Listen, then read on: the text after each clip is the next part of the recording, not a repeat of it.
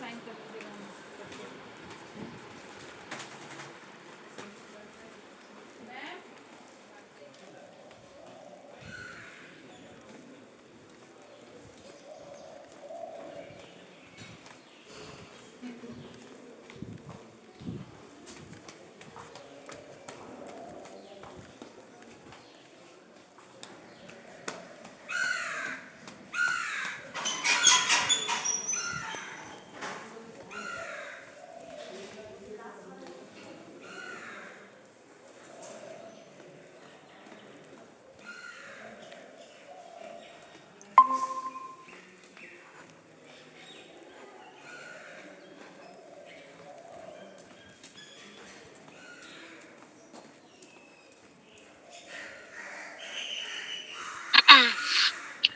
Good morning, dear teachers.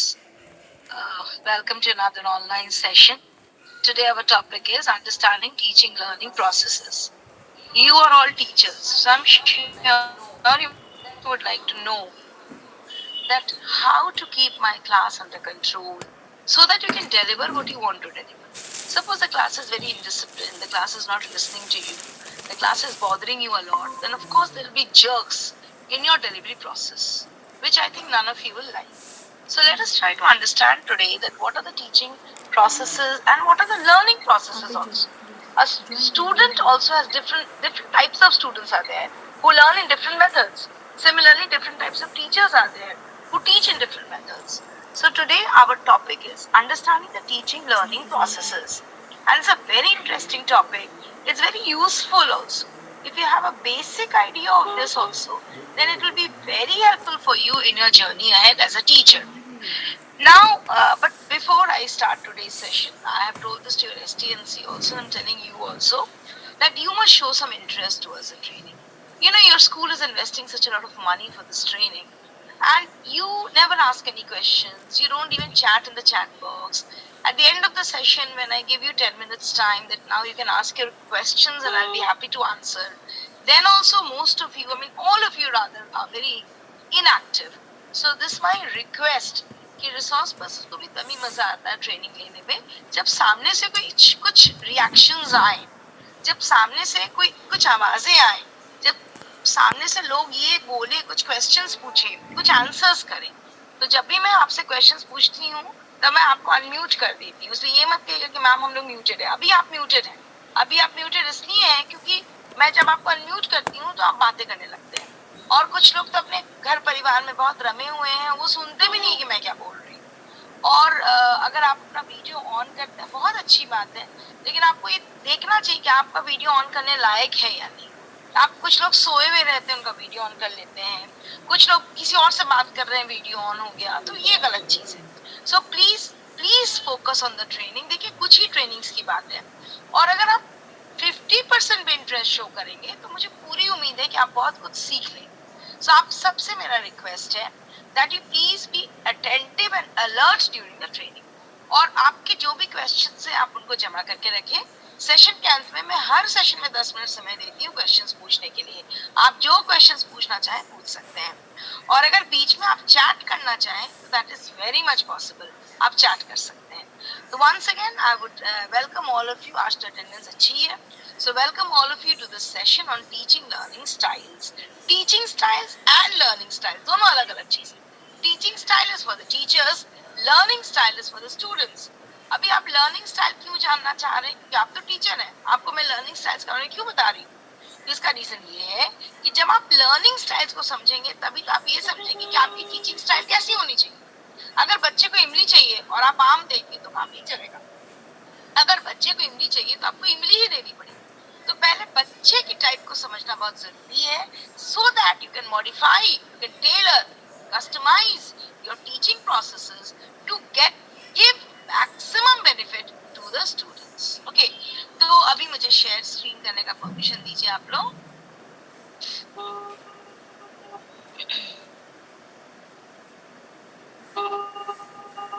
Okay.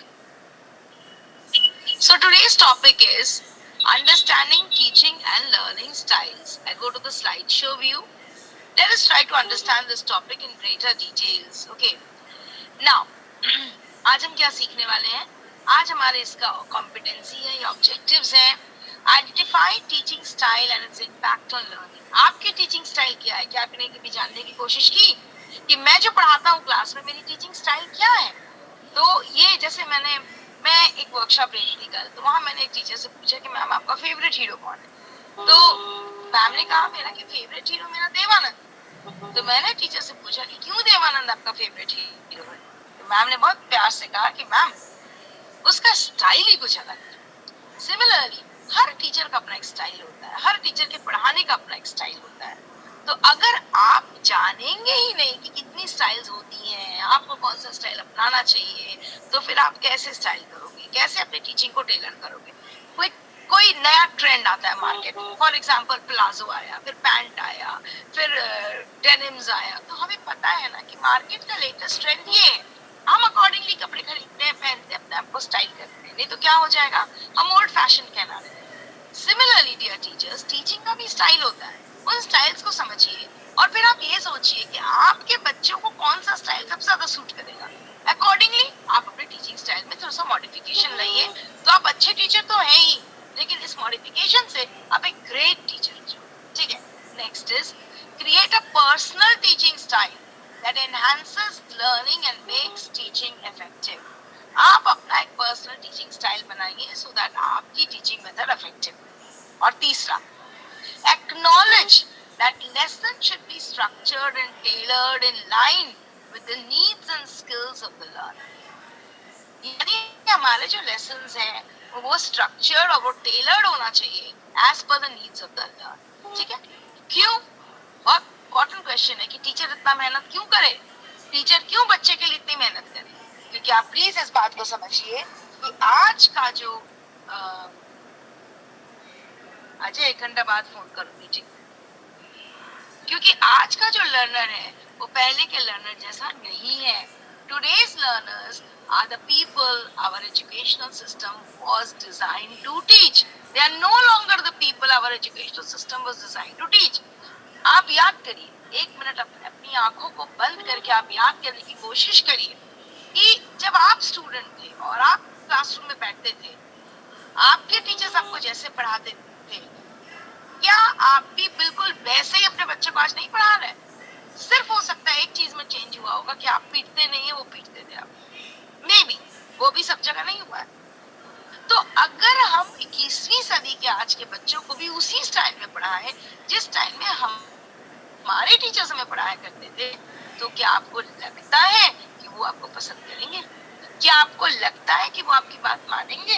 बिल्कुल नहीं मानेंगे, सवाल ही नहीं उठता, क्योंकि बच्चे बदल चुके हैं, हमारे लर्नर्स बदल चुके हैं, उनका एटीट्यूड बदल चुका है, उनका मेंटालिटी बदल चुका है, उनका फिजिकल बिहेवियर, उनका मेंटल बिहेवियर, उनका इमोशनल बिहेवियर, सब कुछ बदल चुका है। उनके परिवार बदल चुके हैं, उनके पेरेंट्स की थिंकिंग बदल चुकी है, जमाना बदल चुका है, सिलेबस बदल चुका है, और आप वही पुराने स्टाइल में पढ़ा रहे हैं। कैसे काम चलेगा?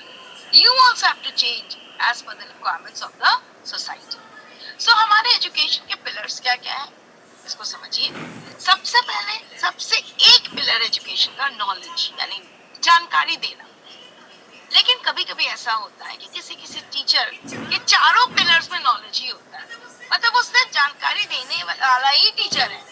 वो सिर्फ इंफॉर्मेशन देता है, ये फॉर्मूला है, ये डेफिनेशन है, ये ऐसे है, ये वैसे, बस उसका पूरा जो शिक्षण पद्धति है उसी में खत्म हो जाता है। लेकिन नॉलेज सिर्फ एक पिलर है एजुकेशन का, please understand this. Next is doing. आप जो भी नॉलेज अपने क्लास में दे रहे हो, फॉर एग्जाम्पल आप कह रहे हैं कि भैया ये पाइथागोरस थ्योरम है, या हाइपोटेन्यूज ये है, वो है, ये ऐसे निकलता है, पेरीमीटर वैसे निकलता है, जो भी आप पढ़ा रहे हो, नॉलेज आप दे रहे हो, उस नॉलेज को करके बताना है, उसका प्रैक्टिकल डेमोन्स्ट्रेशन करना है, उसका प्रैक्टिकल एप्लीकेशन होना चाहिए। That is doing. You have to teach the children to do it, apply it. अगर आप लोग में से कोई बीएड टीचर है यहाँ, तो आप काइंडली अपनी ब्लूम्स टैक्सोनॉमी को याद करिए। ब्लूम्स टैक्सोनॉमी क्या कहता है? नॉलेज सबसे निचला पैदान है, एजुकेशन का सबसे निचला पैदान है नॉलेज। उसके बाद आती है अंडरस्टैंडिंग, उसके बाद आता है एप्लीकेशन, उसके बाद आता है एनालिसिस। और ब्लूम्स टैक्सोनॉमी का सबसे ऊपर, हमारे ब्लूम्स टैक्सोनॉमी के पिरामिड में सबसे ऊपर कौन है? हमारे ब्लूम के पिरामिड में सबसे ऊपर है, एक second, I switched off to another slide. Yes, हमारे ब्लूम्स टैक्सोनॉमी में सबसे ऊपर है कौन? सबसे ऊपर है क्रिएशन, यानी आपको क्रिएट करना होगा। कैसे करेंगे? कोई भी चीज क्रिएट करनी है, मुझे एक फोटोग्राफ क्रिएट करना है, मुझे एक वीडियो बनाना है, क्रिएट करना है, कैसे करेंगे वो? है ना, you can only something by doing, इस चीज को काइंड। नेक्स्ट हमारा क्या है? लिविंग टुगेदर, यानी जो हमारा एजुकेशन सिस्टम है वो हमारे स्टूडेंट्स को ये सिखाए कि भैया आप इस दुनिया में एक दूसरे के साथ घुल मिलकर कैसे रह सकते हो। इतनी लड़ाई, इतनी आतंकवाद, इतना प्रॉब्लम हमारे समाज में हो रहा है, क्या ये हमारी एजुकेशन सिस्टम का देन है? क्या हमारा एजुकेशन सिस्टम ऐसा नहीं होना चाहिए कि जहां पर हम बच्चों को ये सिखा सके कि आप एक ग्लोबल सिटीजन हैं,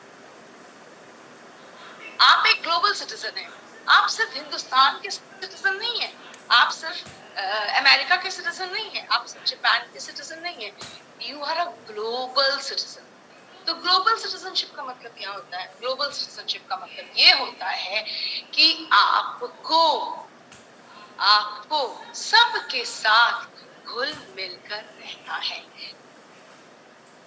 Everybody, all people around, all animals around, all birds around, they are a part of this world, this universe, और सबके लिए दुनिया है, इसलिए सारे लोग घुल मिल कर रहेंगे, ग्लोबल सिटीजन्स बनकर। And finally the fourth pillar of education is be बनो। तुम्हारी जो भी इच्छा हो तुम वो बनो, और वो बनने के काबिल एजुकेशन सिस्टम आपको बनाएगा। खोल देना। तो be whatever you want to be, education आपका इतना रोबस्ट होना चाहिए, होना चाहिए कि मेरा बच्चा जो भी बनना चाहे बन सकता है। क्लियर? नेक्स्ट, हमारे जो ये 21वीं सदी के बच्चे हैं ये होते कैसे हैं? हमारे 21वीं सदी के बच्चे कैसे होते हैं? तो हमारे 21वीं सदी के बच्चे के अंदर शॉर्ट अटेंशन स्पैन, बहुत कम देर तक ये केंद्रित रहते हैं। आपको पता है कितने देर तक? अब मैं आपको बताऊंगी तो आपको हैरानगी होगी कि अरे मैम इतने ही देर तक? यस, हमारे जो ये बच्चे हैं इनका अटेंशन स्पैन है 6 मिनट, यानी अगर आप 6 मिनट से ज्यादा बक करेंगे क्लास में, कोई भी पढ़ाई पढ़ाएंगे, एक्टिविटी भी करेंगे, तो उनको मजा नहीं आएगा। लेकिन हम एक पीरियड रखते हैं 30 मिनट की, 40 मिनट की, 45 मिनट की, कैसे हम उम्मीद करते हैं कि बच्चा बैठ के पढ़ेगा? इसलिए इनडिसिप्लिन बिहेवियर बढ़ता है क्लास में, बच्चे हल्ला करते हैं, बच्चे एक दूसरे बात करते हैं, बच्चा सुनता नहीं है, क्योंकि हमने उनकी अटेंशन स्पैन का ध्यान ही नहीं रखा। तो आप प्लीज इस बात का ध्यान रखेंगे कि हर 6 मिनट, 7 मिनट, 8 मिनट के बाद आपको ब्रेक देना होगा अपनी क्लास में। जैसे पानी पी लो, चलो एक छोटा सा जोक क्रैक कर दिया, एक दो लाइन की स्टोरी सुना दी, थोड़ा बच्चे को हंसा दिया, थोड़ा बच्चे को खड़ा करके स्ट्रेचिंग करा दिया, something you have to do. 21st century learners crave for interactivity. Interactivity मतलब वो हमेशा बात करना चाहते हैं एक दूसरे से, बात करना चाहते हैं। तीसरा, they understand only visual images. What is the meaning of visual image? यानी अगर आप उसको दिखाओगे अगर उसको तो उसको ज्यादा अच्छा समझ में आएगा। खाली बोलोगे, लेक्चर देंगे आप तो उसको समझ में नहीं आएगा। यानी maps, globes, charts etcetera etcetera, ये चीजें उसको ज्यादा समझ में आएगी। वीक रीडिंग स्किल्स, पढ़ने और लिखने दोनों की स्किल्स इनकी वीक होती है। विजुअल स्पेशल स्किल्स इनकी बहुत स्ट्रांग होती है। Visual special skills means, visual special skill जैसा मैंने आपको बताया कि विजुअल इमेजेस को ज्यादा समझते हैं, तो अगर उनको आप एक विजुअलाइजेशन करने के लिए देंगे, एक स्पेस दे देंगे, मान लीजिए क्लासरूम का कॉर्नर है, आपने दे दिया उसको, बेटा इसको जरा डेकोरेट करो, अरेंज करो, बहुत अच्छे से कर सकेगा, क्योंकि इनकी इमेजिनेशन बहुत स्ट्रांग है। And finally they have a very very fast response time. आप आंसर, क्वेश्चन आपका पूरा नहीं होता वो हाथ उठा देते हैं आंसर देने के लिए, क्योंकि उनका रिस्पांस टाइम बहुत हाई। नेक्स्ट, ये है हमारे 21st सेंचुरी स्किल्स। तो ये 21st सेंचुरी के बच्चों के लिए 21st सेंचुरी स्किल्स भी टीचर्स को सिखाने पड़ेंगे। आप अगर सिर्फ इंग्लिश, हिंदी, मैथ, साइंस सिखाकर बहुत खुश हो रहे हैं तो नहीं काम चलेगा। You have to teach them skills. NEP बार बार कह रहा है competency based education, skill based education. Skill means vocational skills नहीं, skills means day to day skills भी. 21st century skills क्या है? 21st century skills आपका पहला स्किल है collaboration and leadership. जहां हम किसी को क्लास का मॉनिटर बनाते हैं वो झगड़ा करने लगता है, चिल्लाने लगता है दूसरों पे, क्योंकि वो कोलैबोरेटिव लीडरशिप नहीं कर पाता है, वो सबको मिलाकर चलना नहीं जानता है. Critical thinking and problem solving. हम क्रिटिक तो बहुत अच्छे हैं, दूसरे की शिकायत करने को हम सिर्फ क्रिटिक समझते हैं. नहीं, क्रिटिक का मतलब वो होता है जो उसकी अच्छाई भी बताए, उसकी बुराई भी बताए. प्रॉब्लम हम लोग सब हैं, लेकिन प्रॉब्लम सॉल्वर कोई नहीं है. क्रिएटिविटी एंड इनोवेशन, कुछ नया करने की ताकत हमें नहीं है. Social responsibility, cultural, global and environmental awareness, इसका वन वर्ड में कह सकते हैं SDG, sustainable development goals. Communication, digital literacy, lifelong learning. ये आपके 21st century skills आपको अपने बच्चों में डेवलप करने होंगे. 21st century के क्लासरूम्स कैसे होंगे? शायद हो सकता है कि 10-20 साल बाद आपके क्लास में कोई दीवार ना हो. मल्टीलिंगुअलिज्म आ ही चुका है, इंटरैक्शन बहुत होना है. आप सिर्फ लेक्चर देते रहेंगे, मन नहीं लगेगा बच्चों को, बच्चे बोर हो जाएंगे, आपका क्लास नहीं अटेंड करेंगे. वो चाहते हैं मैं भी बोलूं, सर भी बोले, मैम भी बोले, हम लोग मिलकर बोले, मिलकर कुछ करें, मिलकर एक्टिविटी करें. 21st सेंचुरी की क्लासरूम ज्यादातर ऑनलाइन होने वाली है. क्लासरूम्स क्लाउड बेस्ड होने वाली है, यानी जब ऑनलाइन होंगे तो क्लाउड बेस्ड होंगे. आप घर से भी बैठ के क्लास ले सकते हैं, असाइनमेंट भेज सकते हैं, करेक्शन कर सकते हैं, PDF शेयर कर सकते हैं. So in the cloud. 21st century classrooms BYOD होंगे. BYOD का मतलब bring your own device. हो सकता है कुछ साल बाद बच्चे बैग लेकर नहीं आए, छोटा सा टैब या लैपटॉप लेकर आए, सारी चीजें उसी में. And of course 21st century classrooms PBL होंगी, यानी problem based learning. मेरी प्रॉब्लम है कि मैं लिख नहीं पाता हूँ, तो मेरी लर्निंग कैसी होगी? ज्यादा से ज्यादा लिखने का प्रैक्टिस. उसका प्रॉब्लम ये है कि वो याद नहीं कर सकता, तो उसकी लर्निंग कैसी होगी? उसकी लर्निंग स्किल बेस्ड ज्यादा होगी, क्योंकि वो रट्टा नहीं मार सकता, रोट लर्निंग नहीं कर पा रहा है, कुछ भी नहीं रोट लर्निंग कर पा रहा है, तो उसकी लर्निंग अलग होगी. तो according to my problems, according to my needs, my learning will be done. I hope you are understanding this. Okay, next. 21st century के बच्चे कहते हैं the students really evaluate what they see in their teachers. You are role model. आप जो करते हैं बच्चा वही करेगा. इवन आप जैसे साड़ी पहनते हैं बच्चा वैसी साड़ी पहनना चाहेगा बड़ा हो. आप जैसे मेकअप करते हैं बच्चा वैसे मेकअप करना चाहेगा. आपके नेल्स को देखकर बच्चा फैसिनेट होगा, आपके मेहंदी को देखकर बच्चा फैसिनेट होगा, आपके बोलने के स्टाइल को, आपके चलने के स्टाइल को कॉपी करेगा, आप कैसे पढ़ाते हैं उसको कॉपी करेगा. टीचर्स डे में करते हैं ना बच्चे. बच्चे का डिमांड ये है कि teach me the way I want. बच्चा ये कहेगा प्लीज मैं जैसे पढ़ाना चाहता हूँ, मैं जैसे पढ़ना चाहता हूँ, प्लीज मुझे वैसे ही पढ़ाओ, आप अपने तरीके से मुझे मत पढ़ाओ. ये है 21st सेंचुरी के बच्चे. क्या टीचर्स आप तैयार हैं 21st सेंचुरी के बच्चे को पढ़ाने के लिए? ये बताओ, क्या आप तैयार हैं 21st सेंचुरी के बच्चे को पढ़ाने के लिए? क्योंकि ये वो बच्चे हैं जिनमें इतनी सारी क्वालिटीज हैं, इतनी सारी क्वालिटीज हैं. So please try to understand कि 21st सेंचुरी के बच्चे बहुत ही डिफरेंट हैं. Okay, next is, you understood this. मैं आगे जा रही हूँ, पीछे जा रही हूँ? मुझे लगता है मैं पीछे जा रही हूँ. तो 21st सेंचुरी के बच्चे क्या कहते हैं? Don't teach me the way you want, teach me the way I want, teach me the way I want. उनके हिसाब से आपको उनको पढ़ाना पड़ेगा. ठीक है. नाउ सबसे पहले मुझे एक सवाल का जवाब दीजिए कि टीचिंग है क्या? टीचिंग है क्या? What is teaching? आप इतनी मेहनत से टीचिंग करते हैं, इतना वर्कशॉप्स अटेंड कर रहे हैं, इतनी चीजें हो रही हैं, तो आप टीचिंग क्यों करते हैं?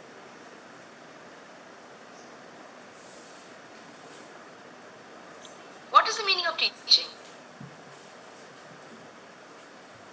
ये बताओ, टीचिंग का मतलब क्या है? Anyone? चैट बॉक्स में भी आप लिख सकते हैं टीचर्स. ये टीचिंग का मतलब क्या है? आपके बोर्ड पे दिख रहा है टीचिंग का मतलब क्या है. Teaching process intended to include behavior change.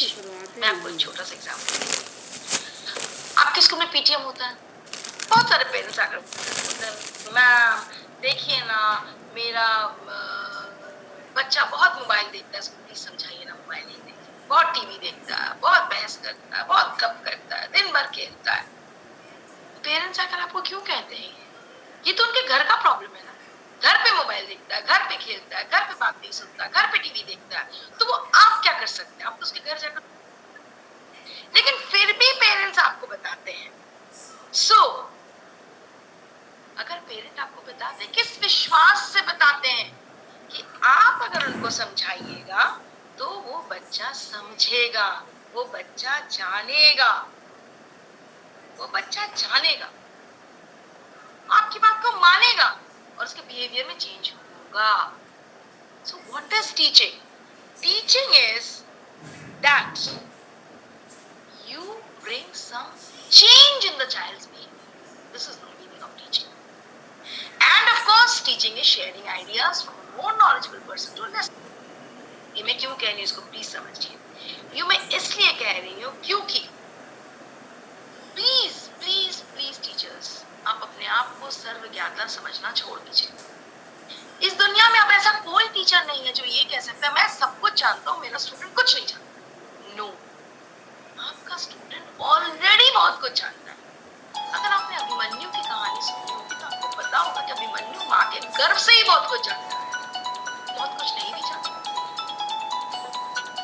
Similarly हर बच्चा माँ के गर्भ से यानी बर्थ के पहले और उसके बाद घर से, अपने कम्युनिटी से, अपने अड़ोस पड़ोस से, अपने नेबरहुड से, सर से, अन अकेडमी से, फ्रेंड्स से बहुत कुछ जानता है। इसलिए सिर्फ आप में और उसमें इतना ही फर्क है कि वो थोड़ा कम नॉलेजेबल है, आप थोड़ा ज्यादा नॉलेजेबल, लेकिन आप ही सिर्फ नॉलेजेबल हो ऐसा बिल्कुल नहीं। तो हम क्या चाहेंगे, आप कैसे टीचर बनना चाहोगे? आप जरूर एक ग्रेट टीचर बनना चाहोगे, तो आपका काम सिर्फ ये है कि आप बच्चे को इंस्पायर करो, उसके अंदर इंजेक्शन लगा दो कि तुम्हें बहुत कुछ सीखना है, जानना है, करना है। अगर आप एक साधारण मीडियोकर टीचर है तो आप सिर्फ लेक्चर देंगे, अगर आप एक अच्छे टीचर है तो आप एक्सप्लेन करेंगे, लेकिन उससे भी अच्छे हैं तो डेमोन्स्ट्रेट करके दिखाएंगे। लेकिन अगर आप एक महान टीचर है तो आप सिर्फ इंस्पायर करेंगे, बच्चे खुद ब खुद पढ़ेंगे। मैंने इसे खुद ब खुद, प्लीज वर्ड बाय वर्ड इसको खुद ब खुद लीजिए। खुद ब खुद मतलब उनके अंदर ये इच्छा जागेगी कि मैं पढ़ूं, मैं अच्छा करूं, मैं जानूं, मैं जानकारी लूं। समझ रहे हैं आप? So please understand. Just give me 1 minute.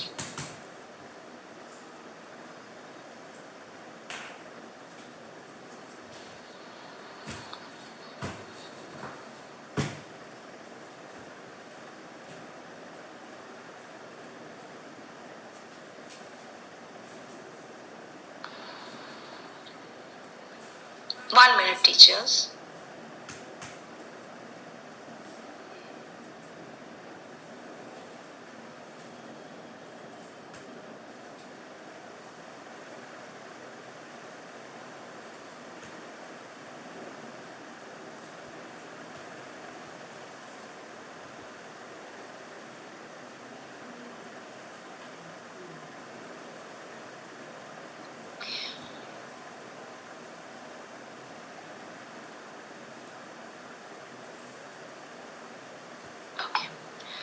So let's try to understand.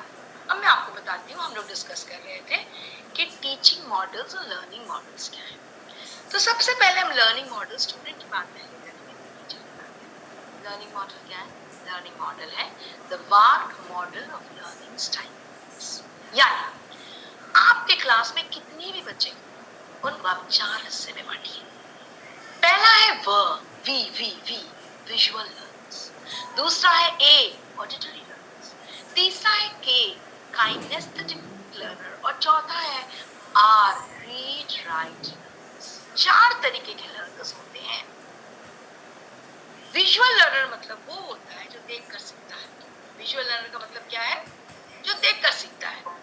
वो देखेगा, मान लीजिए वो क्या देखेगा, कुछ डिजाइन बना हुआ है बोर्ड पर, कुछ ग्राफ बना हुआ है, फ्लो चार्ट बना हुआ है, मैप्स हैं, पोस्टर्स हैं, ग्लोब्स हैं, तो वो देखकर सीखता है। ऑडिटरी लर्नर्स सुनकर सीखते हैं। अगर आप कुछ भी बोल रहे हैं, आप लेक्चर भी दे रहे हैं क्लास में, वो सुनेगा और समझेगा, सीखेगा। काइनेस्थेटिक लर्नर कहते हैं ना, कर सुन सीखूंगा ना, मैं सुनकर सीखूंगा, मुझे करके दिखाओ, डेमो दिखाओ।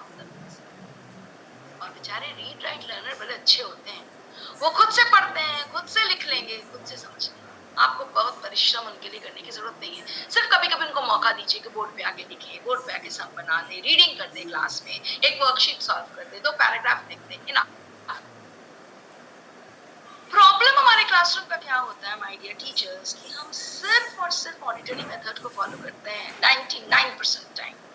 हम सिर्फ लेक्चर लेक्चर लेक्चर देते हैं। तो जब हम सिर्फ लेक्चर मेथड को देते हैं तो सिर्फ 30% बच्चे समझ रहे हैं, सिर्फ 30% बच्चे समझ रहे हैं हमारी बातों को, रेस्ट 70% बच्चे नहीं समझ रहे हैं। तो फेल करेंगे, परफॉर्मेंस उनका पुअर होगा ही होगा।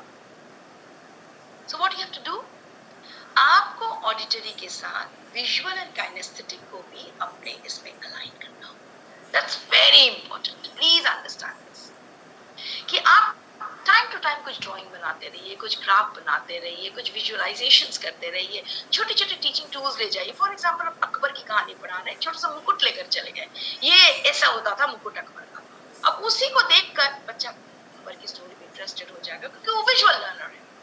बहुत बड़े बड़े charts and maps and smart board की जरूरत नहीं है, छोटी छोटी, अगर आप किसी फ्लावर्स के बारे में पढ़ा रहे हैं, आप डैफोडिल्स पोएम पढ़ाने क्लास में जा रहे हैं, जस्ट टेक एनी फ्लावर, वही सेंटर ऑफ अट्रैक्शन होगा उस विजुअल बच्चे के लिए, और उसको देख देख कर वो बहुत कुछ सीखेगा। रीड राइट लर्नर्स मैंने आपको बताया, उनको रीडिंग का मौका दीजिए, क्लास में राइटिंग का मौका दीजिए, बोर्ड पर आने का मौका दीजिए, they will be very happy with this. Visual learners कुछ देखकर सीखते हैं, documentary, movies, films, charts, tables, maps, flow chart, सब कुछ। और काइनेस्थेटिक लर्नर कहता है मैं ना पढ़ूंगा ना लिखूंगा, मैं सिर्फ करूंगा, यानी आप जो भी पढ़ा रहे वो करेगा। जैसे फॉर एग्जांपल आपने उसको संज्ञा पढ़ाया, नाउन पढ़ाया, एडवर्ब पढ़ाया, अब आप रोल मॉडल करवा दीजिए, मैं संज्ञा हूँ, मैंने ये किया, वो किया, जो एक प्ले करा दीजिए, थिएटर करा दीजिए, डेमोन्स्ट्रेशन दे दीजिए साइंस लैब में। अगर आप साइंस पढ़ा रहे हैं तो फिर बच्चा आसानी से समझ जाएगा। यानी कहने का तात्पर्य ये है माय डियर फ्रेंड्स, कि आप जब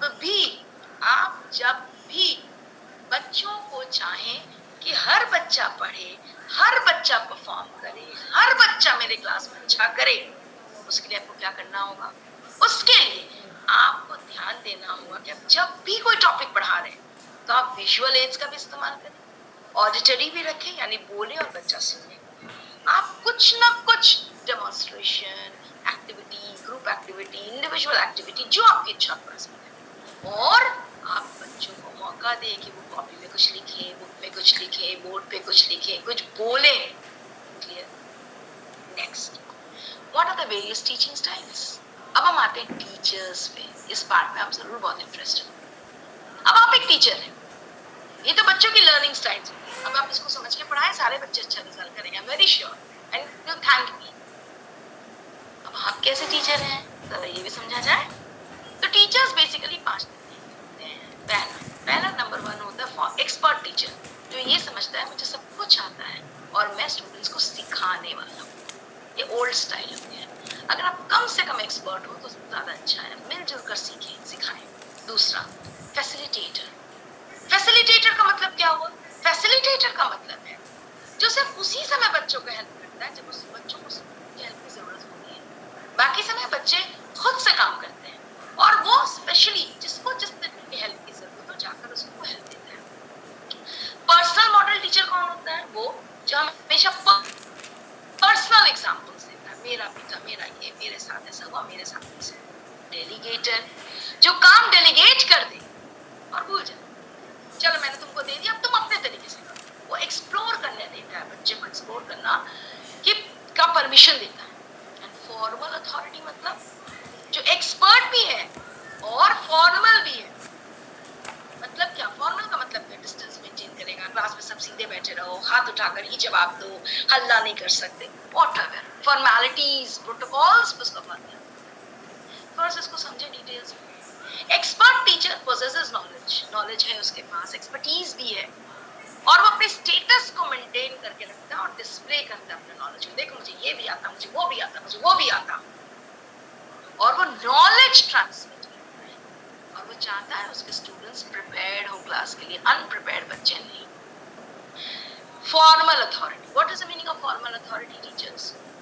ये भी अपना स्टेटस मेंटेन करते हैं, बच्चों के बीच में नॉलेज देते हैं बच्चों को, लेकिन वो पॉजिटिव एंड नेगेटिव दोनों फीडबैक लेते हैं, लेकिन चाहते हैं कि भैया रूल्स से कोई लापरवाही नहीं, code of conduct, rules, protocols follow. क्योंकि हर चीज के लिए एक नियम है, ये नहीं चाहते कि बच्चे नियम के बाहर जाए। उनका एक्सपेक्टेशन क्लियर है, बच्चे को पहले ही बता देते मुझे 90% मार्क्स चाहिए, फॉर्मल है, इससे कम लाओगे तो मैं खुश नहीं हूँ। तीसरा है personal. What is the meaning of personal model? जैसे मैंने आपको बताया, वो पर्सनल एग्जांपल्स देते हैं। यू नो मेरे बेटे के साथ ऐसा होता, मेरी मम्मी के साथ ऐसा होता, पर्सनल पर्सनल पर्सनल। वो ऑब्जर्व करते हैं, गाइड करते हैं और दूसरे को समझाते हैं कि कैसे करना है। पर्सनली इंटरेस्ट लेकर बच्चों के साथ डील करते हैं, लेकिन उनका भी एक प्रोटोटाइप होता है कि ऐसे बिहेव करो, ऐसे मत करो, ऐसे सोचो, ऐसे मत सोचो। मतलब वो चाहते हैं कि वो पर्सन कहते हैं, बच्चे उसी को फॉलो, वो पर्सनली जैसे हैं बच्चे उसी को फॉलो। नेक्स्ट, वो हैंड्स ऑन अप्रोच को एंटरटेन करते हैं, ठीक है, और वो ऑब्जर्वेशन भी करते हैं बच्चों का, पर्सनल ऑब्जर्वेशन, ठीक है, लाइक अ रोल मॉडल।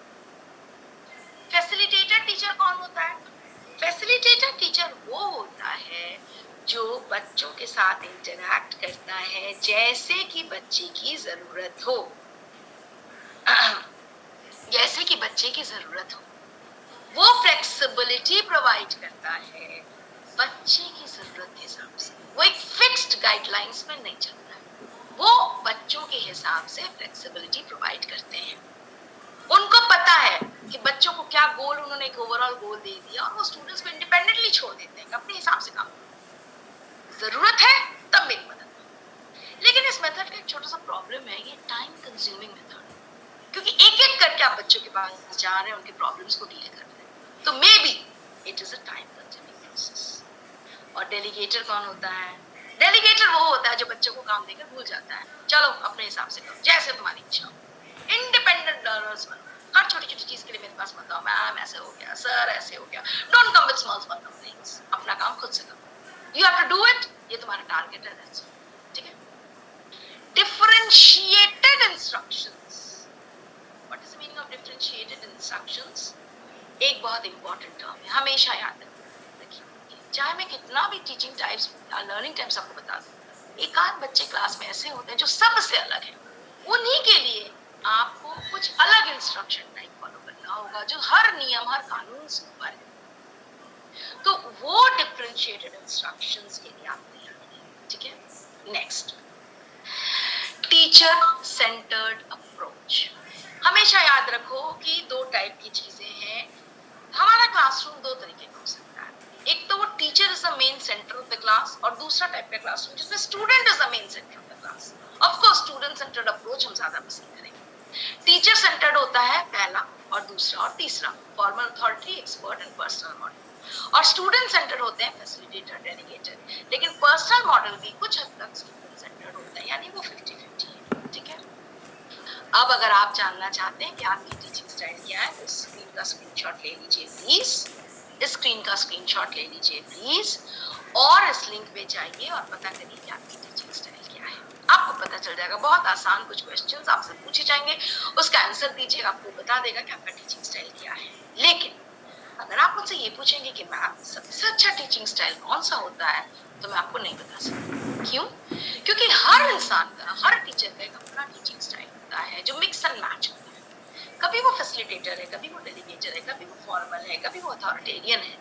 तो यही सबसे अच्छा टीचिंग स्टाइल है, mix and match as per the requirement, as per responsibility, cooperation, courage and self esteem. आप जिस भी मेथड को अपनाओ, इस बात का ध्यान रखिए कि आप बच्चों को रिस्पॉन्सिबल बनाएं, कोऑपरेशन करना सिखाएं एक दूसरे के साथ, करेजियस बनाएं और उनका सेल्फ एस्टीम डेवलप करें, ठीक है। No teaching model is complete and best, Because as teachers you should practice blend of all teaching styles. सारे teaching styles का blend को follow करिए. That's all from my side. Thank you so much. Now it's over to you for some questions. If you have any questions, please ask. Over to you for questions. Any questions, please ask me. पहले मैं आपको unmute कर देती हूँ, so that अगर आप questions पूछना चाहें तो पूछ सकते हैं. आप अपने आप को अनम्यूट करके मुझसे questions पूछ सकते हैं.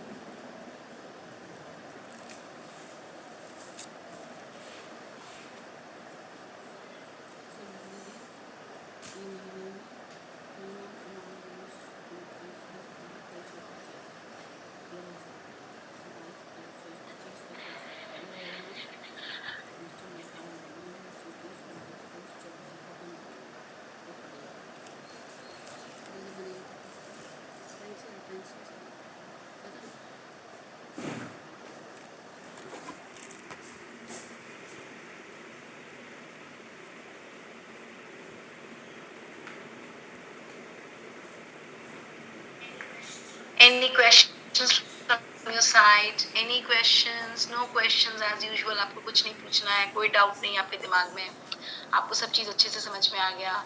चलिए. I'm very happy. Thank you so much. So today I think we've successfully completed teaching learning processes. मैं आपसे रिक्वेस्ट करूंगी एंड में ये जरूर कि आप अपनी टीचिंग स्टाइल को पहचानिए, जानिए, उसमें इम्प्रूवमेंट लाइए, सारी टीचिंग स्टाइल्स को मिक्स एंड मैच करिए जरूरत के हिसाब से, सो दैट आप एक अच्छे टीचर तो डेफिनेटली आप हैं, आप एक ग्रेट टीचर बन जाइए. ठीक है? Thank you, thank you, thank you so much.